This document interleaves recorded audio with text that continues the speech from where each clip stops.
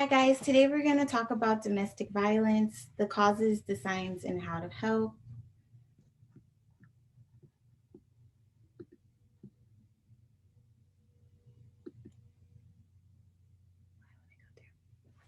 So, domestic violence is defined as the violent or aggressive behavior within the home. Typically, it involves a spouse or significant other where one is abusing the other. The violence is currently the number one leading cause of injury for women, and globally, 1 in 3 women will experience some form of abuse in their lifetime.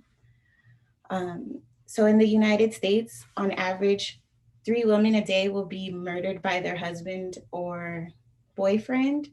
And so it's really important to learn the signs of someone being experiencing abuse within the home because they often go unnoticed, and then that's what leads to people passing away. There are many causes of domestic violence, so it can't really be narrowed down to one thing, but there are several factors linked to abusive behavior, including lack of education, growing up in a household where you saw someone being abused or abusing others, being addicted to drugs, or having some kind of mental or personality disorder, and overall being like insecure with yourself or their cultural background and ideologies. For example, if you grew up thinking that men are superior to women and then you get into a relationship, you might treat your significant other as inferior to you and you would use violence as a form of control. Although having these traits does not mean you will guarantee to be an abuser, and some abusers don't display any of these traits at all.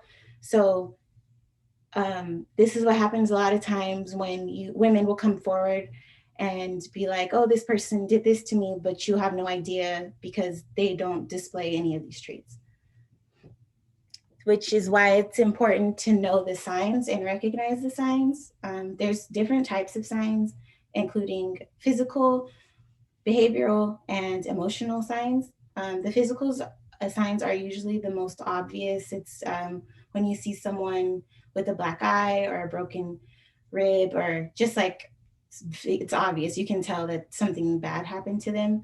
There are signs that are not so easy to notice, like emotional symptoms of domestic violence, including anxiety and depression, insomnia, if they suddenly lose or gain a lot of weight because that's how they're coping with their abuse.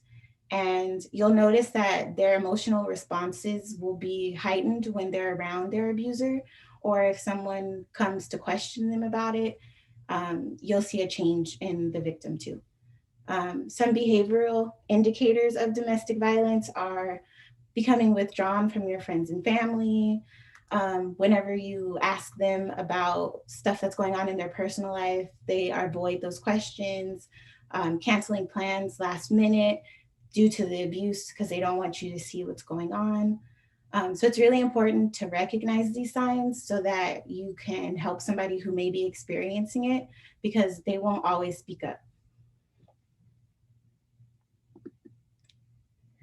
There's a couple ways to help, but there's no right or wrong way to help. But the first step in initializing getting someone out of a bad situation would be to have a conversation with them so that you can really understand what's going on in the house. Um, because you typically people won't reach out and won't tell you what's going on. So you really have to be the one to make the first step.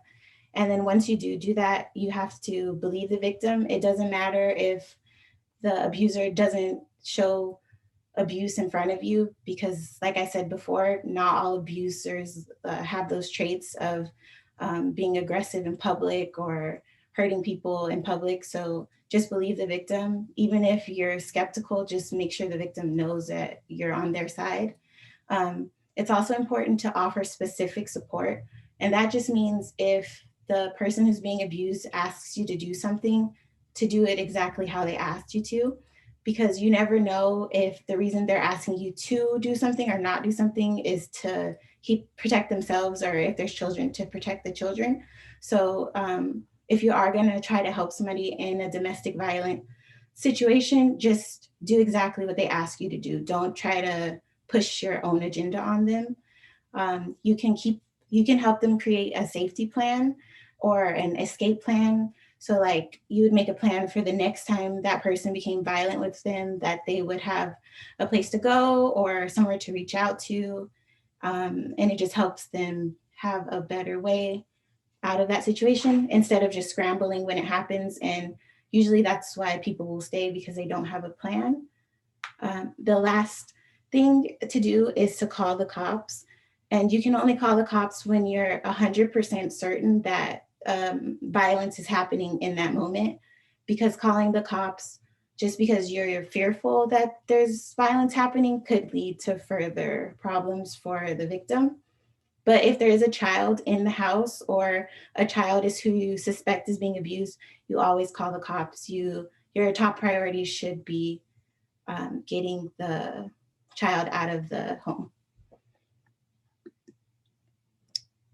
When trying to intervene, there are some things that you should try to avoid doing, including bashing the abuser, because sometimes the victim will try to stand up for the abuser and try to stay with them because they're like protective of them, even though they're hurting them. So try to focus only on the abusive behavior, but not the actual abuser. So don't say like, oh, that person is horrible, like whatever. You'll just say, oh, the way they treat you isn't okay.